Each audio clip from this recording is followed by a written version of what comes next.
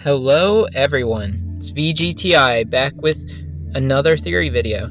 Now this time we're gonna talk about Killer7. I don't know if you guys remember, but back when I first started this channel, like a month or two after I made the channel, I did a theory video on Killer7 because I was so eager to talk about it. It's a game that can be so easily theorized about because nothing is explained in it, and it's one of my favorite games in terms of story and just all-around uniqueness. But I'm going to talk about that again, and I know it's been a while since I've talked about Killer7. It's been going on 2 years, and it's been a while since I've done a theory video because I was testing out my Let's Play and Analyze videos and just kind of getting those rolling and see what you guys thought of that. But now we're back to theory videos, at least for the time being. I'm just going to try to go back and forth between these and Let's Play and Analyze, at least for now. And maybe when I finish a game with Let's Play and Analyze, I'll give it a bit of a break, do some more theory videos, and then Let's Play and Analyze another game. I don't know. We'll see. But anyways, we are going to talk about Killer7. If you haven't seen the first part, I understand, because one, Killer7 is not a very well-known game, and two, that was a video I did way back when I first started the channel, so if you haven't seen part 1, go watch it. However, I also want to say that if you haven't played Killer7, try to get your hands on it and play it before you watch these videos and spoil the whole game for yourself. It's a very amazing game. It's kind of hard to get a hold of now because it's an older game, but you can get it for GameCube or PlayStation 2. So just kind of look into it, research, and see if you can get your hands on it, because I really recommend it, and it's a very good game.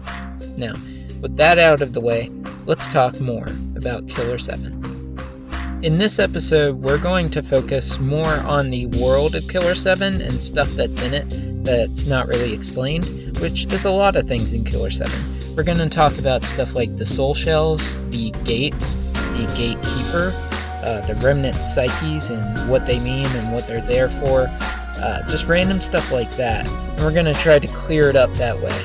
I'll probably do a part 3 later on down the road after this one, hopefully with not as long of a break between that as between part 1 and part 2, but there's just so many aspects I want to cover, and this one's going to cover the world of Killer7. So first, we're going to talk about the first 3 things I mentioned, which are the soul shells, the gatekeeper, and the Vinculum gates.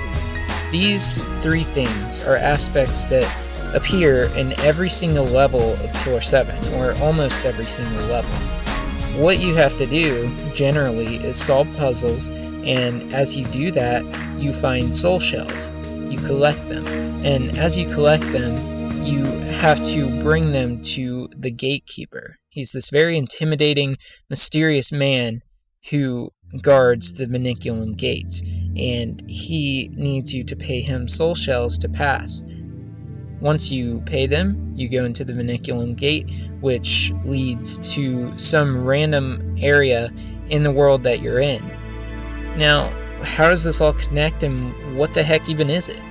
Well, first we'll talk about soul shells, and hopefully it'll start to make more sense. Soul shells are not just random items that you need to pass. They're actually pretty important, and you don't really realize this as you play the game, but you start to realize it during the level when you're exploring the Union Hotel, where the Killer7 first died, or when they died when Amir Park Rainer killed them, and you find the soul shells in the locations that they died. So what does this mean?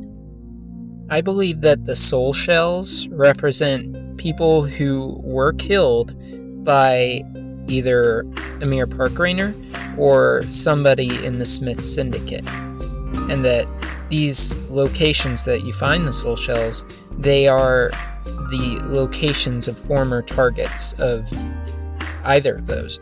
And the part in the Union Hotel kind of proves this, because that's exactly the state that you find the soul shells in the Union Hotel. That's how they are, that's where they are. They're in the exact same spots that each Killer7 member was killed by Amir Park Rainer. And the other soul shells that you find throughout the game and the other levels, those are just spots where either Amir killed somebody or the Killer7 killed somebody. It leaves a soul shell behind. Now we're going to go on to the Gatekeeper. He is the one that you pay the soul shells to, and he guards the Vinculum Gate. Now, who is he? There are various theories about that, but the most popular one, and the one that I believe, is that he is working with Kung-Lan, the main bad guy in Killer7, and that he's actually trying to slow down the Killer7 by making them gather the soul shells and pay their way and go through the gate and deal with a really powerful Heaven's Smile. He's actually in league with Kung-Lan, and I'm not just making that up either, because Iwazaru actually says this, word for word, in, what was it, Target 0, where you're actually going to try to get Kung-Lan. It's kind of like, it serves as the introductory thing to the Gatekeeper, and when you talk to Iwazaru, he says, an infamous criminal lies this way, and he's protecting him. Wicked bed partners, indeed, indeed. Ah yes, seek out the soul shells. With soul shells, he's sure to allow you through the gates. What Iwazaru seems to imply there is that the Gatekeeper is protecting Kung-Lan, and they are in league with each other. And I believe that is the case. So now, we're going to go on to the Vinculum Gates, the things that the Gatekeeper guards. I believe that these do slow down the Killer7 because it serves as a very roundabout way to get to places, and they have to deal with a very powerful Heaven's Smile when they go through them. The Vinculum Gate leads to an area called the Coliseum, and it has 7 doors in it. It's where you always go, and when you go through these doors, you end up in this very distorted, warped area where there's a very powerful Heaven's Smile that can kill you in one hit, but if you manage to get past it, you arrive where you need to be at. The Vinculum Gates are like supernatural pathways to other areas in the world. We find out at the end of the game, in the chapter Lion, that place, the Coliseum that you always go to in the Vinculum Gates, it's actually located on Battleship Island in Japan.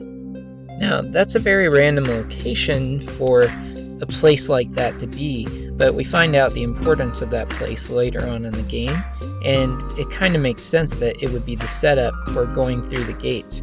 It seems to be an otherworldly supernatural location, because when you go through the doors at this place, which is supposedly in Japan, you end up somewhere completely different, back where you were on the chapter that you're in. So it serves that purpose, and it's just a supernatural way to go about things. But the whole setup with the gates and the Gatekeeper, it was all set up by Kung-Lan to hamper the Killer7, but they are forced to play by his rules. It's a constant game of chess between Harmon and Kung-Lan. It's how they always are with each other, and this is just Kung-Lan's way of playing. Now, as a side note, I'm just going to briefly mention something before I wrap this video up with my final theory about Killer7. Well, not my final theory, but the final theory for this video.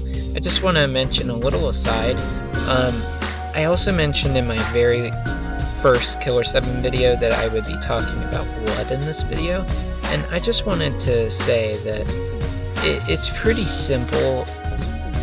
It's simple reasoning, or at least I find it simple reasoning to see what the blood could be, because, well, it's not really simple at first, but it is when you consider what Harmon is. Harmon Smith is a god, and who knows how long he's been around.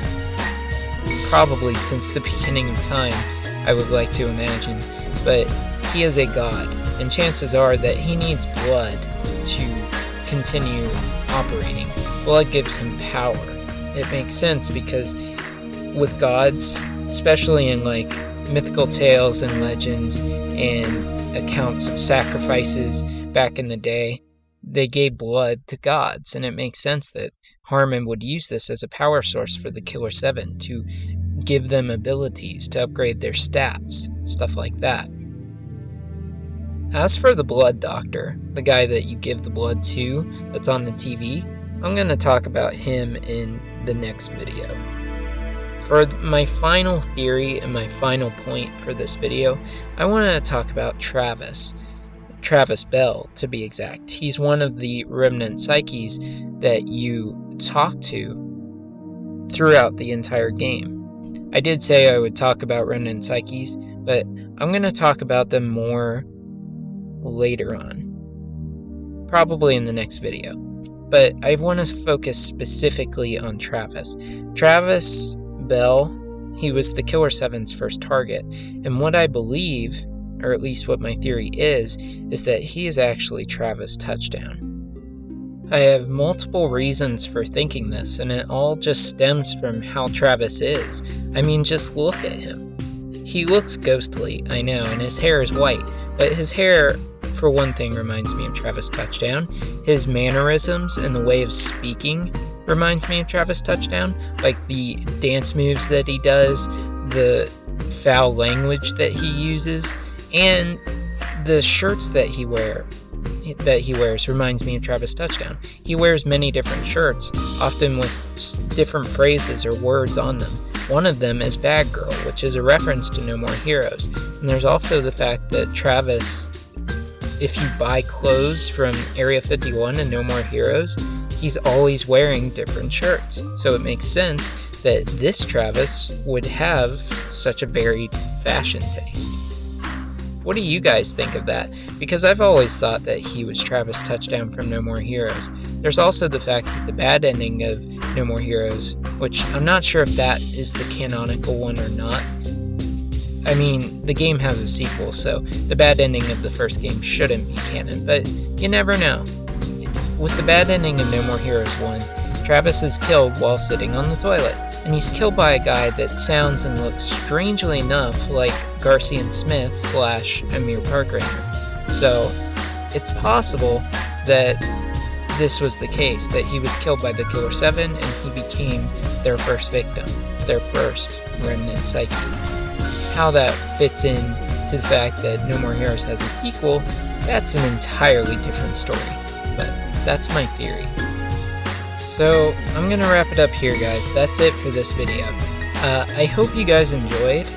I know my last Killer7 video wasn't super popular because it's not a very well-known game, but I still hope you guys enjoy this nonetheless, and I hope some of you guys out there are Killer7 fans.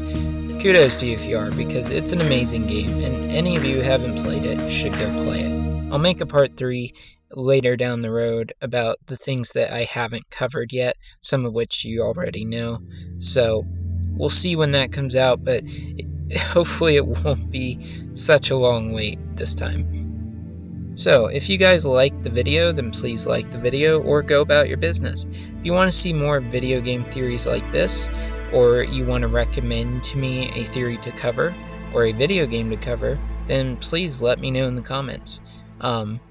And like I said, if you want to see more videos like this, subscribe to my channel, because it helps, and, you know, it encourages me to put out more stuff for you guys. I really appreciate it. I'll see you guys in the next one.